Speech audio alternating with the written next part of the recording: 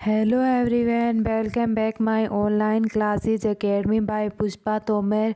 Guys आज की class हम रीट लेवल 2 एसएसटी का पॉलिटी का टॉपिक करेंगे। गाइस आज की क्लास कंप्लीट देखना ताकि एग्जाम में आपका एक भी क्वेश्चन मिस ना हो। तो गाइस आज की क्लास है हमारी राष्ट्रपति। आज की क्या है भी क्लास हमारी राष्ट्रपति। भारत में शासन हेतु संघीय शासन प्रणाली को अपनाया गया और हमारे देश में कार्यपालिका और वैधानिक प्रमुख एवं वास्तविक प्रधान अलग अलग होते हैं। राष्ट्रपति हमारे देश की संघीय कार्यपालिका को वैज्ञानिक मुखिया होता है। जो राष्ट्रपति होता है वो हमारे देश का संघीय कार्यपालिका का वैधानिक मुखिया होता है। किसका मुखिया होता है भी हमारे देश का राष्ट्रपति हमारे देश का संघीय कार्यपालिका वैधानिक मुखिया होता है। जब कार्यपालिका का वास्तविक मुखिया प्रधानमंत्री होता है। हमारे देश में राष्ट्रपति की स्थिति बहुत कुछ मायनों में ब्रिटिश सम्राट के सम्मान है। किसके सम्मान माना गया है भी हमारे देश को राष्ट्रपति की स्थिति ब्रिटिश सम्राट के सम्मान माना गया है। और वास्तविक मुखिया क्या होता है? प्रधानमंत्री। क्या होता है भी? प्रधानमंत्री। प्रधानमंत्री भारत का राज्य प्रमुख होता है और वह अपने प्रथम नागरिक और एक राष्ट्र की एकता, अखंडता और सशक्तता की प्रतीक मानता है। राष्ट्रपति भारतीय संसदीय शासन प्रणाली का आधार स्तंभ है। संसदीय शासन प्रणाली की मूलभूत विशेषता राष्ट्रपति देश के सैद्धांतिक कार्यपालिका होती है।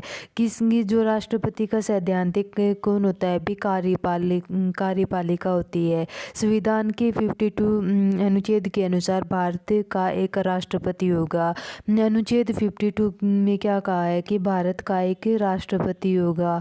संविधान का अनुच्छेद 53 के अनुसार संघ सरकार की कार्यपालिका संबंधी शक्तियां भारतीय राष्ट्रपति के निहित होती है, जिसका प्रयोग वह संविधान के अनुसार स्वयं और अपने अधीनस्थ अधिकारियों के माध्यम से करता है। किसके माध्यम से करता है भी? स्वयं और अपने अधीनस्थ अधिकारियों के माध्यम से होता है। संघीय सरकार की सभी कार्य राष्ट्रपति के नाम से किए जाते हैं। किसकी जो संघीय सरकार है वो किसके कार्य के नाम से किया जाता है भी? राष्ट्रपति के नाम से किया जाता है।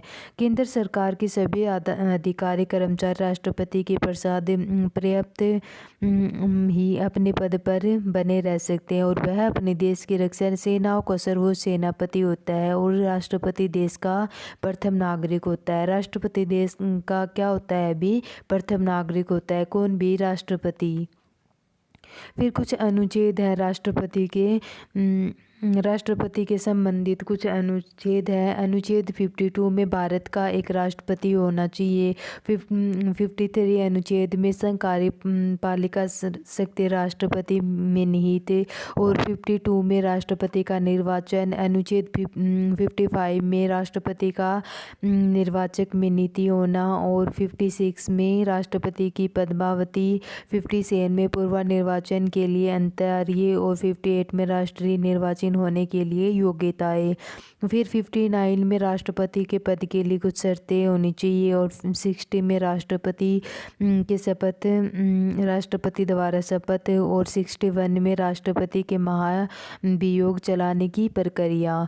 फिर अनुच्छेद 62 में राष्ट्रपति के पद की रिक्ति को भरने के लिए निर्वाचन करने का समय, वास्तविक स्थिति रिक्ति को भरने के लिए निर्वाचित व्यक्ति का पदोन्नति। तो गाइज ये थी हमारी अनुच्छेद जो राष्ट्रपति के संबंधित है। 52 में क्या कहा है कि भारत का एक राष्ट्रपति होगा और 53 में इन्होंने एक संघ कार्यपालिका शक्ति राष्ट्र नीति के राष्ट्रपति में निहित और 54 में राष्ट्रपति का निर्वाचन होना।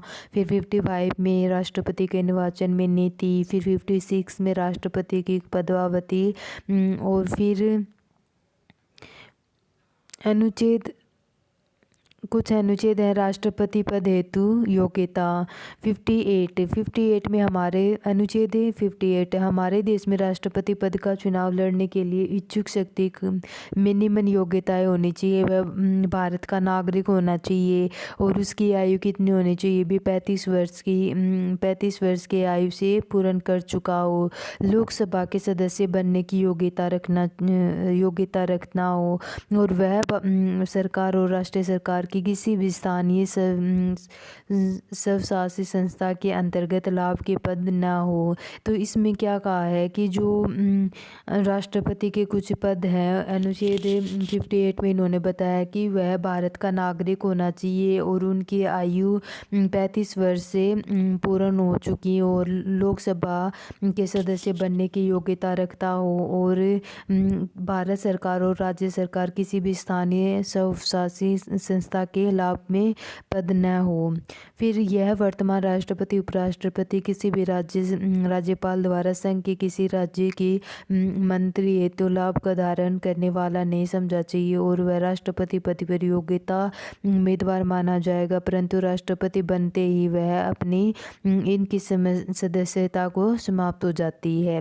फिर राष्ट्रपति के प्रति कुछ शर्तें हैं 59 अनुच्छेद 59 में। राष्ट्रपति संसद के किसी भी सदन का या किसी भी राज्य का विधानमंडल में किसी सदन का सदस्य नहीं होगा। यदि ऐसा कोई भी व्यक्ति राष्ट्रपति निर्वाचन हो जाता है तो राष्ट्रपति के रूप में पद ग्रहण की तारीख और उसी सदन की उसी सदस्यता का समाप्त समझी जाएगी।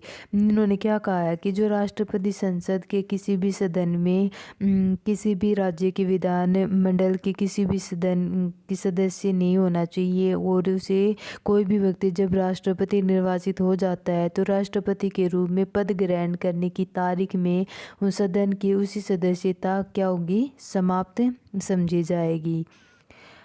राष्ट्रपति अन्य कोई भी लाभ पद पर धारण नहीं करेगा। राष्ट्रपति केवल भत्ते और उसकी पदावधि के दौरान कम नहीं किए जाएंगे। इन्होंने क्या कहा है कि कोई भी लाभ पद धारण नहीं करेगा और वेतन भत्ते आदि सभी उनके पदमावधि के दौरान कम नहीं की जाएगी। फिर राष्ट्रपति बिना किराया दिए अपने शासकीय निवासों का उपयोग का हकदार होगा। फिर राष्ट्रपति के कार्यकाल अनुच्छेद 56 व 57। राष्ट्रपति अपने पद की तारीख में 5 वर्ष की अवधि तक धारण कर सकेगा। कितनी आयु होती है अभी राष्ट्रपति के पद ग्रहण करने की? 5 वर्ष अवधि तक धारण कर सकेगा। और हमारे देश में राष्ट्रपति कितनी भी पुनः नियुक्त हो सकता है, जबकि अमेरिका में एक राष्ट्रपति पद 2 बार अधिक निर्वाचित नहीं हो सकता। इन्होंने क्या कहा भी हमारे देश में राष्ट्रपति कितनी बार भी कार्य कर सकता है, लेकिन अमेरिका में केवल एक राष्ट्रपति 2 बार अधिक निर्वाचित नहीं हो सकता।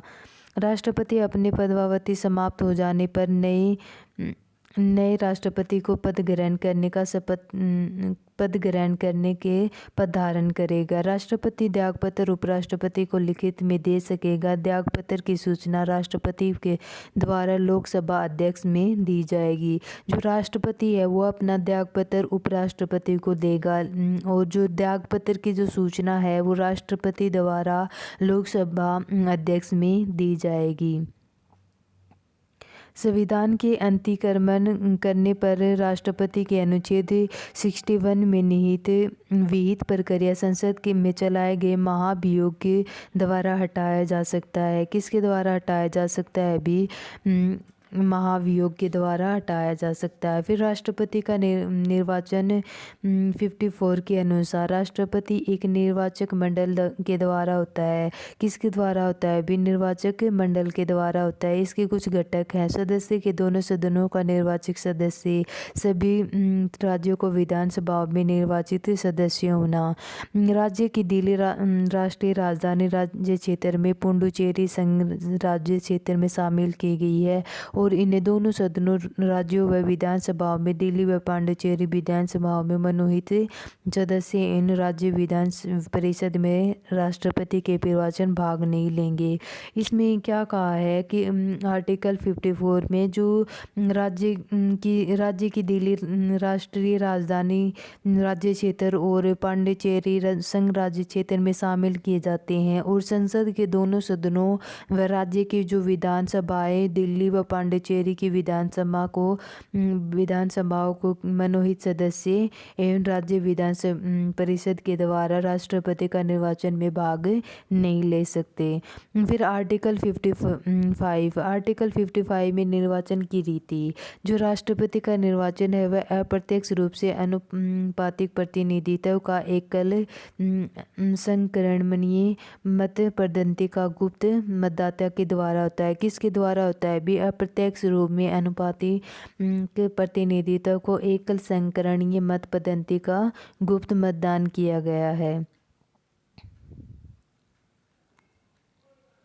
प्रत्येक राज्य के निर्वाचन में मत का मूल्य 1/1000 गुणा में उस राज्य की कुल कितनी जनसंख्या है और उस राज्य की विधानसभा के कुल निर्वाचक सदस्यों की संख्या। इसी प्रकार राज्य की विधानसभाओं का समस्त सदस्यों का मत को मूल्य को जोड़ दिया जाता है। किसके द्वारा जोड़ दिया जाता है? भी सदस्य के मतों के मूल्य को जोड़ दिया जाता है। किसमें भी? विधानसभाओं के समस्त में। फिर संसद के प्रत्येक निर्वाचन सदस्य के मत का मूल्य कितना है? भी राज्य विधानसभाओं की प्रतिनिधित्व करने की कुल मत संख्या और संसद के दोनों सदनों के निर्वाचक सदस्यों की संख्या। आर्टिकल 61 में महाभियोग प्रस्ताव संसद के लिए किसी भी संसद में लाया जा सकता है, लेकिन जिस संसद में ऐसा प्रस्ताव लाया जा सकता है जिसमें कम से कम 1/4 सदस्यों को ऐसे प्रस्ताव में हस्ताक्षर करके प्रस्ताव लाने की तिथि में कम से कम 14 दिन पहले इसकी सूचना राष्ट्रपति को दे दी जाती है। कितने जो तिथि क्या है भी इनकी? 14 दिन पहले सूचना किसको दे दी जाती है? राष्ट्रपति को देनी आवश्यक मानी जाती है। और इसकी जो सदन का जो प्रस्ताव लाया जाता है उसमें कम से कम 1/4 सदस्य का प्रस्ताव का हस्ताक्षर करके उसको प्रस्ताव लेने की तिथि में कम से कम कितने दिन भी? 14 दिन पहले सूचना किसको दे दी जाती है? राष्ट्रपति को दे दी जाती है।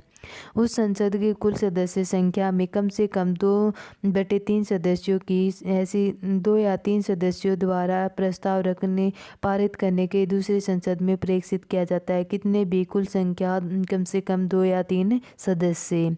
दूसरे सदस्य द्वारा आरोप की जांच की जाएगी। यदि आरोप सिद्ध हो जाता है तो दूसरे संसद में अपने कुल सदस्य और 2/3 बहुमत में यह प्रस्ताव पारित करने का तारीख राष्ट्रपति के पद से हटा दिया जाएगा। राष्ट्रपति के कार्यकाल पूर्ण होने से राष्ट्रपति का निर्वाचन उसका कार्यकाल समाप्त हो जाएगा और पूर्ण किया जाएगा कि यह किस में है भी? आर्टिकल 62 भाग 1 में इन्होंने कहा है कि जो राष्ट्रपति का कार्यकाल है पूरा होने पर एक नए राष्ट्रपति को निर्वाचन उसके कार्यकाल समाप्त होने से पहले ही पूर्ण किया जाएगा। आकस्मिक रिक्तता। यदि राष्ट्रपति का पद उसकी मृत्यु, पद त्याग या फिर पद से हटाए जाने पर अन्य कारण से रिक्त हो तो उस पद का निर्वाचन 6 महीने के भीतर भी किया जाना आवश्यक है। कितने में भी? 6 माह में। अगर किसी राष्ट्रपति के पद पर मृत्यु या फिर पद त्याग या फिर पद को हटाए जाने पर अन्य कारण अगर खाली जगह हो तो वह 6 महीने के अंदर किया जाता है। पद ग्रहण करने की तारीख 5 वर्ष की पूरी अवधि में धारण कर सकेगा। आर्टिकल 62 भाग 2 में और 65 भाग ए में ऐसी स्थिति में नए राष्ट्रपति को पद ग्रहण करने का उपराष्ट्रपति कार्यवाहक राष्ट्रपति के रूप में कार्य करेगा। किसके रूप में भी? उपराष्ट्रपति कार्यवाहक राष्ट्रपति के द्वारा। 65 भाग 2 में इन्होंने कहा कि राष्ट्रपति की अनुपस्थिति, बीमारी या फिर किसी अन्य कारण से अपना कार्य को असमर्थ हो तो उपराष्ट्रपति राष्ट्रपति के द्वारा पदभार संभालने तक कार्यवाहक उपराष्ट्रपति राष्ट्रपति के द्वारा कार्य कर सकेगा। फिर है राष्ट्रपति की शक्तियाँ। क्या है अभी राष्ट्रपति की शक्तियाँ? राष्ट्रपति की शक्तियाँ को अध्ययन निम्न प्रकार से किया जा सकता है: कार्य शक्ति, विधायी शक्ति, वित्तीय शक्ति और न्यायिक शक्ति। तो चलो गाइस हम करते हैं कार्यपालिका शक्ति। कार्यपालिका शक्ति में अनुच्छेद 53 के अनुसार संघ की संपूर्ण कार्यपालिका शक्ति राष्ट्रपति में निहित होती है। किसमें भी? संपूर्ण कार्यपालिका राष्ट्रपति और अनुच्छेद 53 में। फिर अनुच्छेद 77 में भारत सरकार की समस्त कार्य राष्ट्रपति के नाम से किया जाता है और राष्ट्रपति देश के सभी उच्च अधिकारी का नियुक्ति की जाती है, जिसमें प्रधानमंत्री की सलाह, अन्य मंत्री, उच्चतम व उच्च न्यायालयों के न्यायाधीश, राज्यों के राज्यपाल, भारत के महावादी नियंत्रण व महालेख परीक्षण, मूल्य चुनाव आयुक्त और संघ लोक सेवा के अध्यक्ष, वित्त आयोग आदि सभी नियुक्ति का अधिकार राष्ट्रपति को होता है। फिर वह केंद्र प्रशासनिक कार्य व कार्य विधायिका के प्रस्तावों को भी जानकारी को सूचना प्रधानमंत्री से ले सकता है। किससे ले सकता है? भी प्रधानमंत्री से ले सकता है। केंद्र के प्रशासनिक कार्य व विधायकों के प्रस्ताव को संबंधी कोई भी सूचना हो तो किससे ले सकता है? प्रधानमंत्री से। सैनिक शक्तियाँ में राष्ट्रपति देश की प्रतिरक्षा बलों की सर्वोच्च सेनापति होता है, जिसमें मंत्री परिषद की सलाह को युद्ध घोषित करने की, शांति स्थापित करने की शक्ति प्राप्त होती है। जो सैनिक शक्तियाँ उसमें क्या कहा है कि जो राष्ट्रपति अपने देश के जो प्रतिरक्षा बलों को सर्वोच्च सेनापति होता है तो उसे मंत्री परिषद की सलाह के युद्ध घोषित करने व उसको शांति स्थापित करने की शक्ति क्या होती है? प्राप्त होती है। फिर कूटनीतिक शक्तियाँ में समझौते राष्ट्रपति के नाम के द्वारा किया जाता है और अंतर्राष्ट्रीय मंचों व मामलों के भारत में प्रतिनिधित्व करता है। तो वह अपने विदेशी में भारतीय दूतों की नियुक्ति करता है और अन्य देशों के राजदूतों की नियुक्ति पत्र पर प्राप्त करता है। फिर है विधायी शक्तियाँ।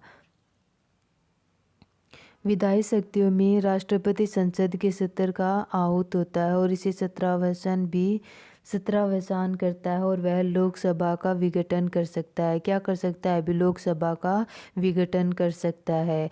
राष्ट्रपति लोकसभा के प्रत्येक निर्वाचन के बाद प्रथम स्तर में आरंभ और प्रत्येक वर्ष के प्रथम स्तर के आरंभ में दोनों सदनों के संयुक्त रूप सत्र को संबोधित करता है। किसको भी?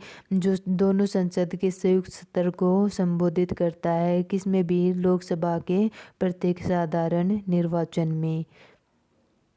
संसद के दोनों सदनों में पारित विधेयक राष्ट्रपति के हस्ताक्षर के बाद अधिनियम बनते हैं और विधेयक को छोड़कर यह राष्ट्रपति स्वीकार कर सकता है और स्वीकृति सुरक्षित रख सकता है और इसे अपने सुझाव के बाद पुनः विचार लौटा सकता है। संसद द्वारा पुनः पारित विधेयक को राष्ट्रपति अपनी अनुमति देने के लिए बाध्य है। यदि किसी विधेयक दोनों सदनों में कोई भी असहमति हो तो सुलझाने के लिए राष्ट्रपति दोनों सदनों को संयुक्त बैठक बुला सकता है। अगर किसी भी विधेयक या फिर दोनों सदनों के बीच में कोई भी असहमति हो तो उसे सुलझाने के लिए राष्ट्रपति दोनों सदनों को क्या कर सकता है? भी संयुक्त मिलाकर उनको बैठक करवा सकता है। नए राज्यों के निर्माण, वर्तमान राज्य के क्षेत्र सीमा और नामों के बदलने के लिए राष्ट्रपति की सिफारिश के बिना संसद में पेश नहीं किया जा सकता। किसकी सिफारिश के बिना? भी राष्ट्रपति की सिफारिश के बिना वह संसद में पेश नहीं कर सकता। राष्ट्रपति राज्यसभा के साहित्य, विज्ञान, कला व समाज सेवा के क्षेत्र में विशेष ज्ञान, अनुभव, 12 शक्तियों की लोकसभा में एंग्लो इंडियन समुदाय की 2 व्यक्तियों का मनोनीत किया गया। कितने सदस्य? भी 12 व्यक्ति थे और 2 व्यक्तियों को क्या किया गया? मनोनीत करता है। अध्यादेश जारी करने की शक्ति। अनुच्छेद 123। अनुच्छेद 123 में संसद के एक या दो सदनों के स्तर में होने के लिए आवश्यक होने पर राष्ट्रपति आदेश जारी कर विधि निर्माण करता है। क्या करता है अभी? जो संसद का एक या दोनों सदनों के स्तर में होने पर आवश्यक होने पर राष्ट्रपति आदेश जारी कर विधि निर्माण कर सकता है। और प्रत्येक ऐसा अध्यादेश संसद के दोनों सदनों को समस्त रखा जाएगा। संसद के पुनः समवेत होने पर तारीख 6 सलाह की समाप्ति की जाएगी। कितनी भी 6 सप्ताह की समाप्ति समझा जाएगा और उसमें 6 सप्ताह की समाप्ति समय समझा जाएगा और उसमें संसद उसे पारित न कर दे। राष्ट्रपति अपने भी किसी भी समय वापस ले सकता है। कौन ले सकता है अभी? राष्ट्रपति अपने अध्यादेशों को किसी भी समय वापस ले सकता है। संसद को कानून बनाने की शक्ति प्राप्त होती है किस पे भी? राष्ट्रपति के द्वारा। किसी भी मूल अधिकारों का अतिक्रमण नहीं किया जा सकता और कार्यप्रणाली के आकस्मिक परिस्थितियों को निपटने की शक्ति को प्रदान करता है। फिर राज्य विधायिका द्वारा पारित किसी भी विधेयक राज्यपाल राष्ट्रपति के द्वारा सुरक्षित रखता है तो राष्ट्रपति विधेयक को अपनी स्वीकृति देता है और अपनी स्वीकृति सुरक्षित कर सकता है। इसमें क्या कहा है अभी? जो विधेयक है वह अपनी स्वीकृति दे सकता है और फिर वह अपने विधेयक अपनी स्वीकृति सुरक्षित रखता है। फिर है वित्तीय शक्तियाँ।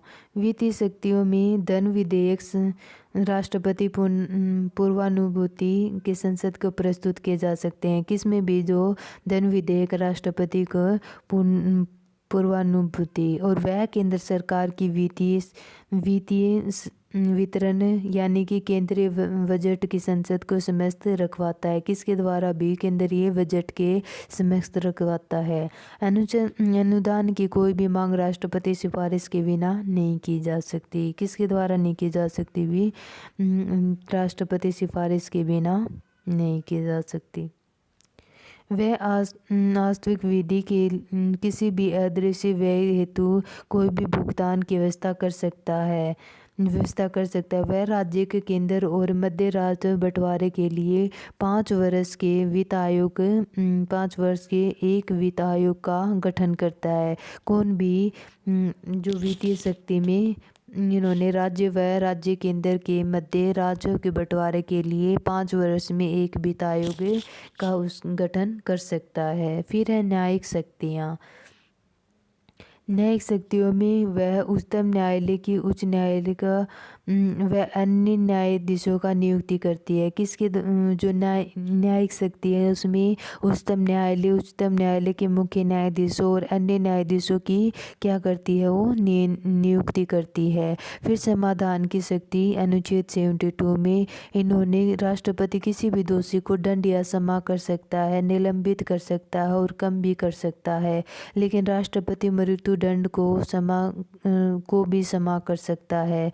इन्होंने क्या कहा है? समाधान की शक्ति यानी कि कोई भी दोषी होता है तो व्यक्ति को दंड के लिए भी उसे माफ़ कर सकता है और उसको रोक भी सकता है और उसको कम भी कर सकता है। मृत्यु दंड को भी क्षमा कर सकता है। फिर राष्ट्रपति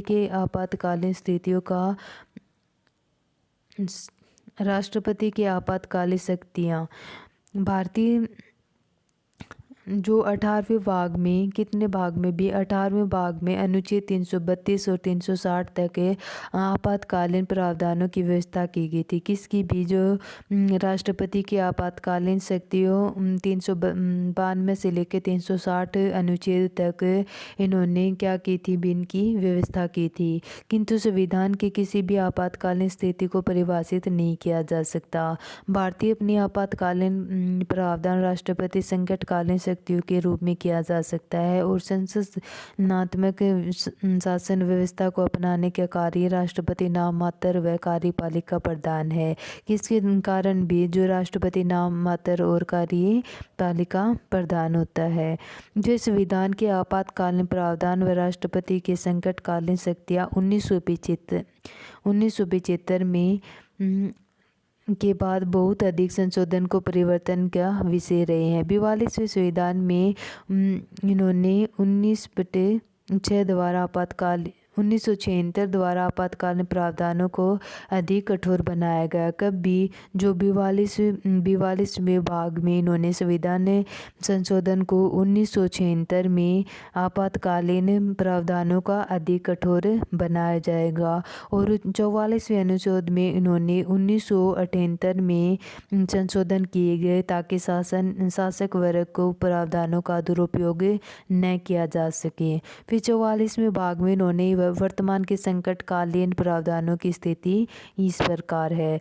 युद्ध, बाहरी आक्रमण, सशस्त्र विद्रोह की स्थिति को आपातकालीन की घोषणा अनुच्छेद 392 में राष्ट्रपति के अनुभव को युद्ध, बाहरी आक्रमण और संपूर्ण देश के किसी भी भाग में सशस्त्र विद्रोह के कारण भारत में किसी भी भाग या शक्ति व्यवस्था होने पर भय होता है, और यथार्थ रूप में किसी भी स्थिति उत्पन्न होने पर इन्होंने आकांक्षा होने पर राष्ट्रपति संपूर्ण भारत और किसी भी भाग में संकट काल की घोषणा कर सकता है। अनुच्छेद 353 में इन्होंने ये कहा है कि जो युद्ध, बाहरी आक्रमण और संपूर्ण देश में किसी भी भाग में सशस्त्र विद्रोह के कारण भारत में किसी भी भाग को शक्ति की व्यवस्था नष्ट होने का भय होता है, और वह कि ऐसी स्थिति उत्पन्न होने में आकांक्षा और राष्ट्रपति संपूर्ण भारत या उसके किसी भी संकट का लिए क्या होती है भी घोषणा कर सकता है।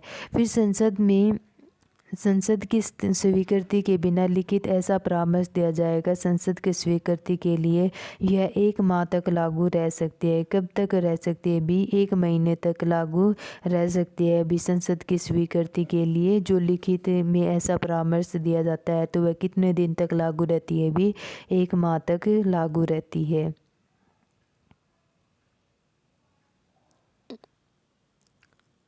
घोषणा के संवैधानिक प्रभाव। घोषणा के संवैधानिक प्रभाव में इनका अनुच्छेद 19 द्वारा और 6 नागरिक स्वतंत्रता स्थगित हो जाएगी, लेकिन नागरिकता स्वतंत्रता सशस्त्र विद्रोह के कारण लागू आपातकाल के स्थगित नहीं किया जाएगा। किसके द्वारा भी? अनुच्छेद 19 में उन्होंने 6 नागरिकों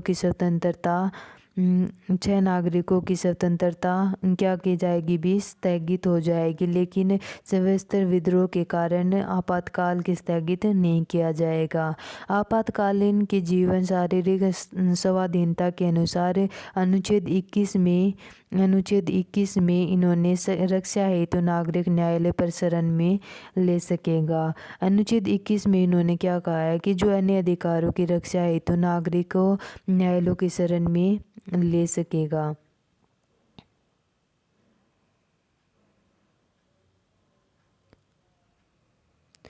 अनुच्छेद 352 में इन्होंने आपातकाल की घोषणा की और 3 बार की गई। भारत चीन युद्ध में 1962 में, भारत पाक युद्ध में 1971 में, और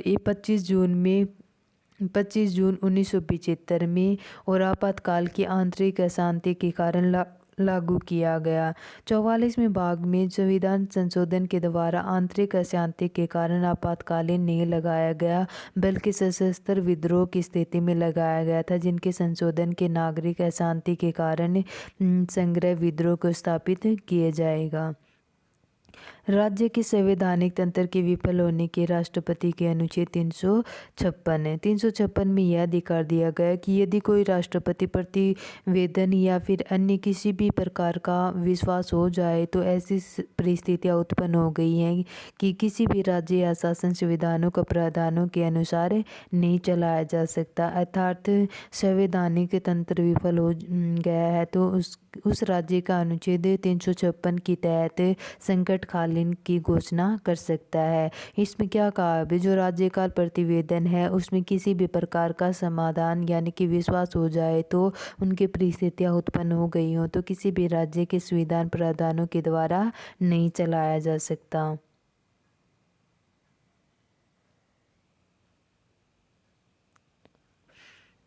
घोषणा के संवैधानिक प्रभाव।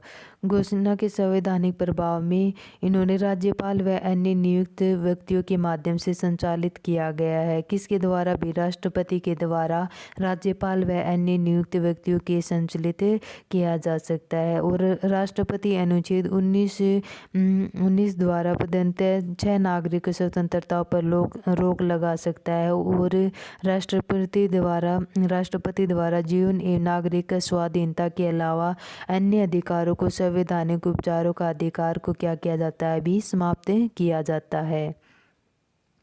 व्यवहार 356 के प्रावधानों के लगभग 130 अधिक बार प्रयोग किया जा सकता है। कितनी बार प्रयोग किया जा सकता है? भी 130 से अधिक बार प्रयोग किया जाता है।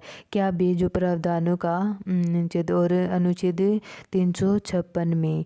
छत्तीसगढ़ व तेलंगाना में अभी तक एक बार भी राष्ट्रपति शासन नहीं लगाया गया। इन्होंने क्या कहा? छत्तीसगढ़ और तेलंगाना में अभी तक क्या नहीं लगाया? भी एक बार भी राष्ट्रपति शासन नहीं लगाया गया है। किसके तहत? भी अनुच्छेद 356 की तहत। दिसंबर 2020 तक कुल 129 बार राष्ट्रपति शासन लगाया जा चुका है। सर्वाधिक 10 बार राष्ट्रपति मणिपुर से लगाया गया है। कब भी? 10 बार राष्ट्रपति मणिपुर से लगाया गया है। उत्तर प्रदेश, पंजाब व जम्मू कश्मीर में 9 बार, बिहार में 8 बार और कर्नाटक व उड़ीसा में कितने बार? भी 6 बार राष्ट्रपति शासन लगाया गया है। फिर है वित्तीय संकट अनुच्छेद 360 के तहत में इन्होंने संकट आपातकाल की घोषणा की गई थी। किसकी भी तहत? वित्तीय संकट की घोषणा की गई थी। इसमें कुछ प्रभाव हैं। जो राष्ट्रपति का अधिकार होगा, किसी भी वित्तीय संकट के दौरान राष्ट्रपति का अधिकार होगा कि वित्तीय दृष्टिकोण में किसी भी राज्य द्वारा मितव्ययता संबंधित आदेश दे सकता है। और उसके वेतनों में सभी सर्वोच्च न्यायालय व उच्च न्यायालय के न्यायाधीशों का सम्मिलित होना आवश्यक की कमी मानी जा सकती है। और राज्य के सभी वित्त विधेयक की स्वीकृति के लिए भेजा जाए। संघीय कार्यपालिका राज्य की कार्यपालिका के शासन संबंधी जरूरी निर्देश दे सकती है और धन के बंटवारे में व्यवस्थाओं का जरूरी संशोधन कर सकता है। तो ये थे इसके कुछ मुख्य प्रभाव। फिर है राष्ट्रपति के विशेषाधिकार। राष्ट्रपति के मुख्य अनुच्छेद 361 में इन्होंने किसी भी न्यायालय के प्रति उत्तरदायित्व नहीं होगा। इसने क्या कहा कि राष्ट्रपति अपने पद पर शक्तियों का प्रयोग व कर्तव्य का पालन के लिए किसी भी प्रकार का कोई भी न्यायालय के प्रति उत्तरदायी नहीं होगा। और राष्ट्रपति के विरुद्ध अपनी पदावधि के किसी भी दंड कार्यवाही किसी भी न्यायालय के द्वारा चालू नहीं रखी जाएगी। और राष्ट्रपति कोई भी न्यायालय को बंदी बनाने का आदेश नहीं दे सकता। और किसी भी कार्य के लिए विरुद्ध कोई भी दीवानी कार्यवाही और कार्यपाल तक नहीं चलाई जा सकती। इसकी जो लिखित सूचना राष्ट्रपति को न दी गई और ऐसी सूचना 2 माह न बीत गए हों।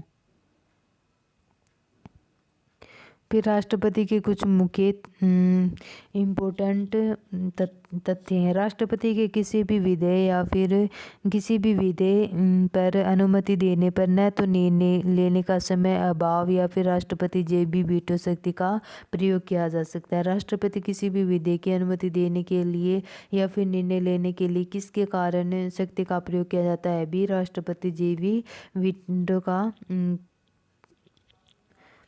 प्रयोग किया जा सकता है। 1986 में भारतीय डाकघर संशोधन विधेयक के संबंध में किया गया है। किसके द्वारा प्रयोग किया गया है? भी 1986 में भारतीय डाकघर संशोधन विधेयक के द्वारा संबंध किया गया है। तो गाइज ये थी आज की क्लासेज। और पॉलिटिकल के साथ साथ हमने हिस्ट्री और ज्योग्राफी का टॉपिक भी स्टार्ट करवा रखा है अभी। ठीक है गाइज, अगर क्लासेस पसंद आई हो तो प्लीज़ चैनल को लाइक, सब्सक्राइब और शेयर कर देना ताकि आने वाले हर क्लास का आपको नोटिफिकेशन मिलता रहे। ठीक है guys, bye bye, take care, thank you.